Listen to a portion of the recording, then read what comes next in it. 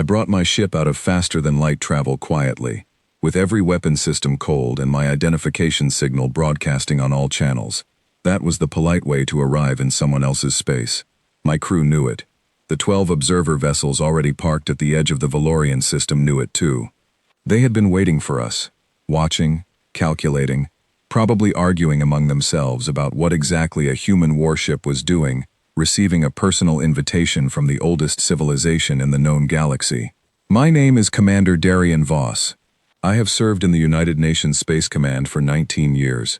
I have seen things in deep space that most humans will never see in their lifetimes, I thought, walking onto my bridge that morning with a cup of coffee going cold in my hand, that I was prepared for most things. I was not prepared for any of what followed. The Valorian invitation had arrived 8 months earlier, a small delegation of crystalline beings who appeared at our orbital station above Earth and asked, in perfectly rendered standard, for me specifically. Not a ranking admiral, not a diplomatic envoy. Me. They carried a photograph. It was my face, my rank insignia, and the hull registration of a ship I had not yet been assigned to command. I accepted the invitation because I am human, and humans, on the whole, cannot resist a mystery. The ambassador of the Darathi hegemony hailed me the moment we cleared the jump point. His name was Kethra, and I had met him twice at Accord functions. He was meticulous, careful, and deeply unhappy with our presence in this system. Commander Voss, his voice came through the communication line, clipped and precise. You understand that your arrival carries significant implications for Accord stability. I understand that I was invited, I said. By the Valorians. Yes, which is precisely what concerns us. Ambassador, I said, keeping my tone easy, we're here with cold guns and an open hand. If that worries the Accord, I'm not sure what to tell you. I closed the channel and flew in anyway. The Valorian homeworld from orbit looks like something a person might dream on a very good night. The continents are mostly crystal, not rock that merely reflects light, but true resonant crystal that catches the star's light and breaks it apart into colors that have no names in any human language. Their cities are grown rather than built, rising from the ground in curved spires that hum at frequencies you feel more in your chest than your ears. When we descended in the shuttle, my translator specialist, a young woman named Priya, who had spent 6 years studying Valorian harmonic language, sat with her eyes wide and her translation equipment clutched in both hands like something precious. Commander, she whispered, looking out the viewport. They are singing. The entire planet is singing. I listened. I heard a low, deep resonance that moved through the shuttle's hull and into my bones. I did not know, at the time, what it meant. I learned later that it was the frequency the Valorian people use for occasions of great importance. It was the sound of a civilization paying attention. We landed. We were received. We were escorted through passages of living crystal that filtered the light into moving patterns. Patterns which Priya told me, in a hushed and slightly overwhelmed voice, were actually text. History, she said. The walls were writing the history of the world as we walked through it. The throne room of the royal citadel was 1/2 kilometer tall. That is not an exaggeration. The ceiling was so high that a faint mist collected at the upper levels, and through that mist, the refracted light of the star outside moved in slow, golden sheets. Several hundred members of the Valorian court were arranged in the chamber, their crystalline forms catching and scattering that light in every direction. The sound they produced together was a chord so large and complex that my ears could only understand part of it at a time. Queen Valoria stood at the center of it all. Or rather, she did not stand. She was, like all Valorians, a form of being that simply occupied space, in a way that made standing seem like a small and limited concept. She was ancient. Not in the way that a rock is ancient, cold and indifferent. Ancient in the way a star is ancient, full of slow, enormous energy that had been burning long before any of us were born and would continue burning long after. She greeted me in harmonics. Priya translated. We exchanged formal pleasantries. I attempted to say something respectful about the beauty of the palace, and Priya told me afterward that I had actually said something about the palace being structurally adequate, which was a translation error we agreed never to mention again. We were deep in the formalities, the court humming quietly around us, when I felt a change in the room. It is difficult to describe how a room full of crystalline aliens goes still. They do not stop moving exactly. Their light simply changes. The harmonics shift, very slightly, to a frequency that Priya would later identify as the Valorian equivalent of a held breath. I looked up.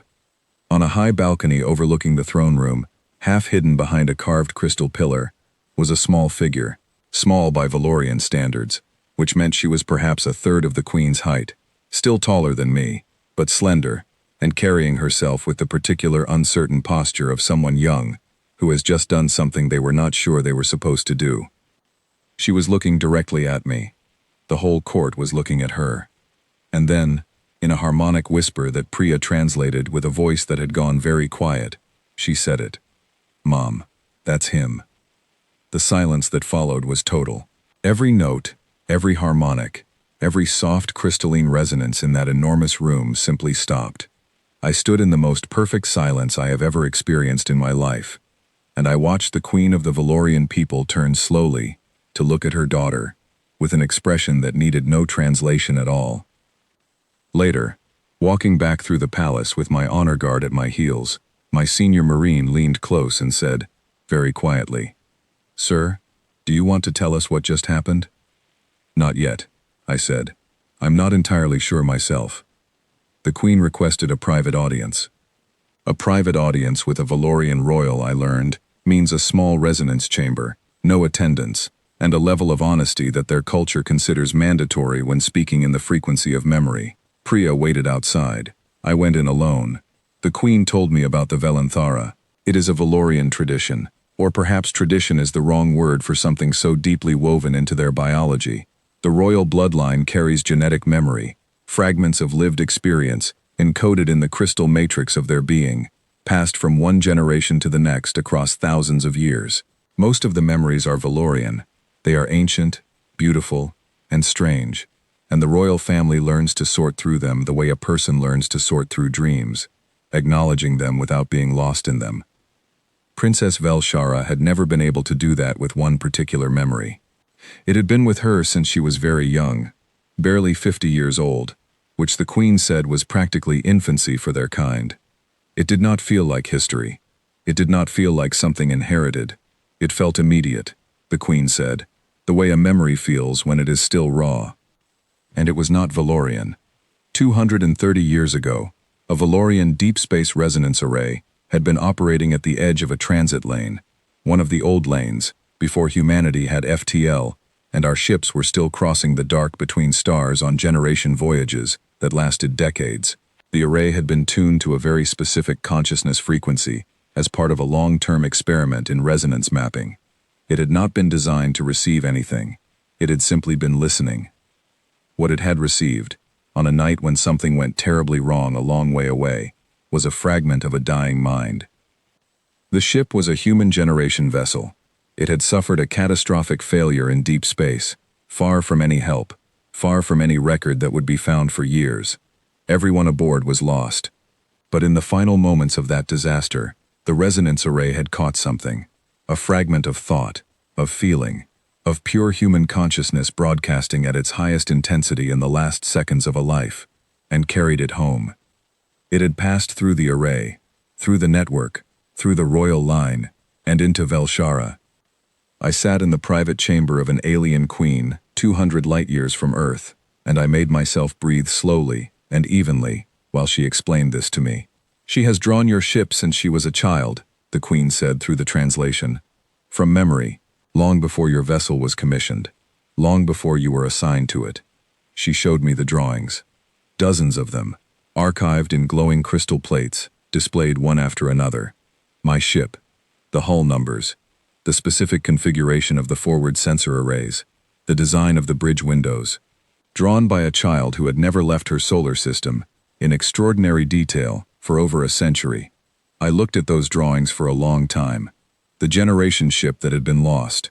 The name came to me slowly, from the edge of my memory. My mother had told me about it once. My grandmother had left Earth on a generation vessel when she was 26 years old, headed for a colony that the ship never reached. She was declared lost in deep space. No wreckage was ever found. Her name was Amma Voss. She had spent her whole life believing the universe was worth the reaching. I said, very carefully, to the Queen, "I believe I know whose memory your daughter has been carrying." The Queen did not seem surprised. Perhaps she had known from the beginning. Perhaps that was why they had found my face in the stars and sent people to bring me here. Either way, she simply inclined her great crystalline form and let the resonance of the chamber carry her response. She could not let it go, the Queen said. For 200 years, she has carried it. We did not know how to help her set it down. After the formal session, Velshara herself walked with me in the resonance gardens. She was shy, in the way that ancient young things can be shy, not unsure of herself exactly, but careful, the way you are careful with something you have held for a very long time and do not want to break now. Her translator chip was new and still imprecise, and she spoke in short, careful bursts. She was not afraid, Velshara said, meaning my grandmother. At the end, "I want you to know," she was thinking forward. She was thinking of what comes next. I did not answer for a moment. "She always did," I said finally. The gardens were very quiet. The crystal formations around us caught the last of the day's light and broke it into moving pieces on the ground. I stood in a foreign garden on an alien world, and I thought about a woman I never met, who left Earth before I was born, who reached for the stars and did not come back, and who had somehow, through the impossible and extraordinary mechanism of the universe, left a piece of herself in the memory of a crystalline princess, so that her grandson, arriving 2 centuries later in a warship named for a principal, could know that she had not been afraid. I am not ashamed to say that I cried a little. I am a naval commander with 19 years of service, and I cried quietly in an alien garden, and I felt no particular need to apologize for it. The Accord convened a formal session 3 days later. 12 species, all their observers and ambassadors assembled in the neutral space at the system's edge, and they called it the Voss Incident in the official documentation. I found that name both funny and telling. They had watched a human arrive, be received privately by the oldest queen in the known galaxy, walk in her gardens, make her daughter smile, for what the palace attendants said was the first time in decades, and somehow the word they reached for was incident. Ambassador Kethra presented a lengthy prepared statement about diplomatic stability, power balance, and the implications of humanity developing unilateral relationships with major Accord civilizations. He was correct about all of it, technically. Everything he said was accurate, and everything he said missed the point entirely. When it was my turn to speak, I used about a third of my allotted time. What happened on that planet, I said, was a little girl finally getting to say goodbye for someone who could not say it herself. That is the whole story. If the Accord has a formal objection to that, I would genuinely like to hear what it is. The chamber was quiet. Then the Valorian representative, a tall, steady figure who had said nothing during the entire preceding session, began to produce a harmonic that the translator rendered slowly, with the care of someone handling something delicate. "The Accord has managed its relationships with us through careful distance for 30 years, the representative said. The humans arrived without a plan and told us the truth. We find that we prefer the truth. I flew home on a ship that was quieter than it should have been for a crew of 300. Not sad quiet, thinking quiet. My Marines had spent 3 days trading stories with Valorian palace guards and had come back with a card game that used harmonics instead of numbers. My ship's doctor had begun a research correspondence with a Valorian resonance scholar about the medical applications of their techniques. My communications officer had, entirely without authorization, taught 5 palace attendants how to play chess, and one of them had apparently beaten her on the 3rd game. Nobody had told them to do any of that. They were human. They just did it. I sat in my cabin on the first night of transit home and wrote a log entry that I did not intend for anyone else to read. I wrote about my grandmother. I wrote about Velshara, who had given me a crystal when I left. A small one, grown by her own hands over many years, tuned to a harmonic, the translator identified as the feeling of someone remembered well. I wrote about standing in a garden 200 light-years from Earth and hearing, through an alien child's memory and an ancient resonance array and 2 centuries of time, the quiet, steady voice of a woman who had believed the universe was worth it. The crystal sat on my desk and hummed softly. By the 2nd day of transit, I stopped hearing the sound as something new. It felt like something that had always been there. I do not know if consciousness leaves echoes in the universe. I do not know if my grandmother knew, in those final moments, that someone was listening. I do not know if the resonance array caught her accidentally, or if the universe has its own kind of intention that is simply too slow and too large for humans to recognize as intention. What I know is that a warship arrived, and a little alien princess looked down from a balcony, and a palace full of ancient crystalline beings went silent, and a little girl who had been carrying something heavy for 200 years, finally, gently, set it down. I think my grandmother would have loved it out here. I think, in some way that I cannot fully explain and do not feel the need to, I think she did. Back in the palace, in the quiet after we left, Velshara stood on her balcony and looked at the stars. The harmonic she had carried since childhood, the one that was not quite hers, the one that hummed in a frequency no Valorian song had ever quite matched, had changed. It had not gone silent. It had gone peaceful, like a note that has been searching for its chord, and has finally, after 200 years, found it.